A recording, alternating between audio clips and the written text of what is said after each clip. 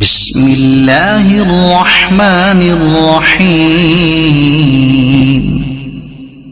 تبارك الذي بيده الملك وهو على كل شيء قدير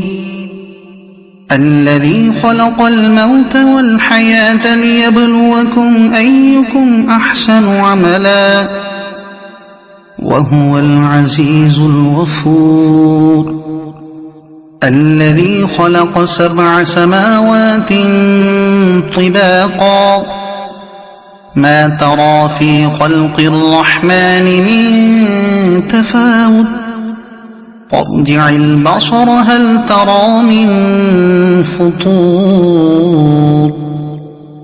ثم ارجع البصر كرتين ينقلب إليك البصر خاسئا وهو حسير ولقد زينا السماء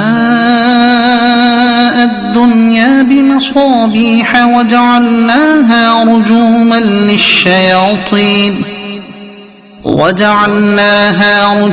للشياطين وأعتدنا لهم عذاب السعير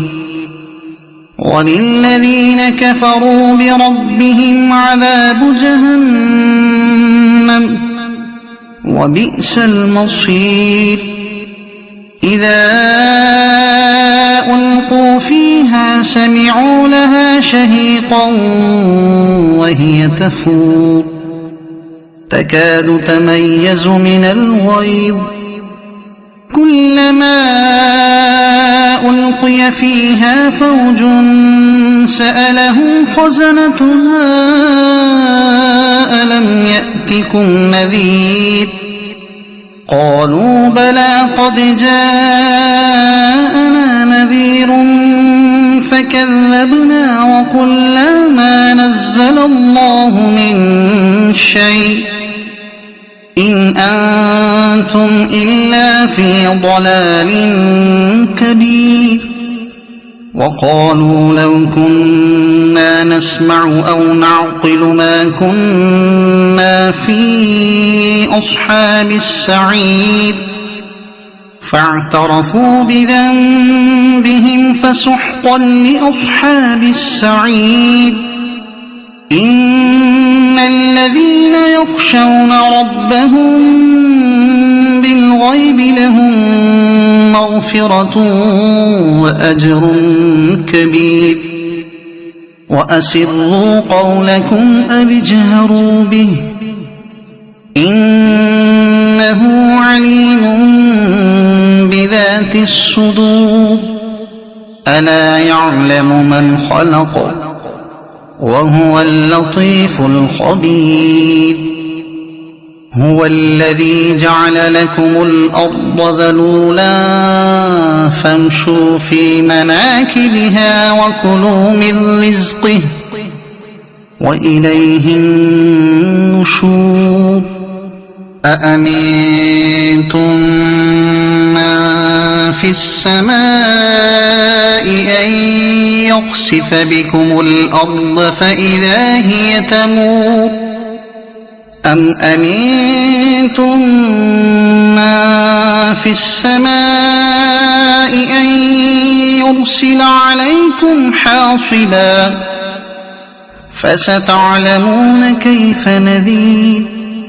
ولقد كذب الذين من قبلهم فكيف كان نكير أولم يروا إلى الطير فوقهم صافات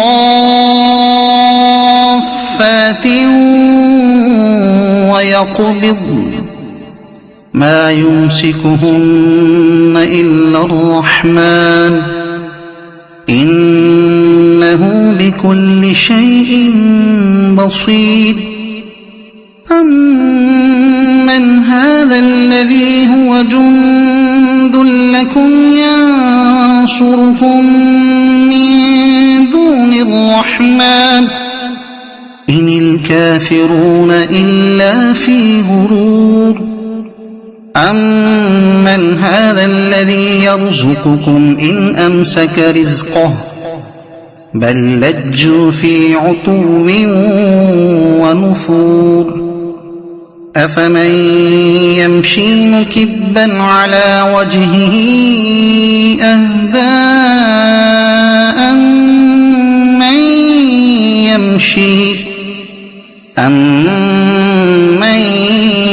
يمشي سويا على صراط مستقيم قل هو الذي أنشأكم وجعل لكم السمع والأبصار والأفئدة قليلا ما تشكرون قل هو الذي ذرأكم في الأرض وإليه تحشرون ويقولون متى هذا الوعد إن كنتم صادقين قل إنما العلم عند الله وإنما أنا نذير مبين فلما رأوه زلفة سيئت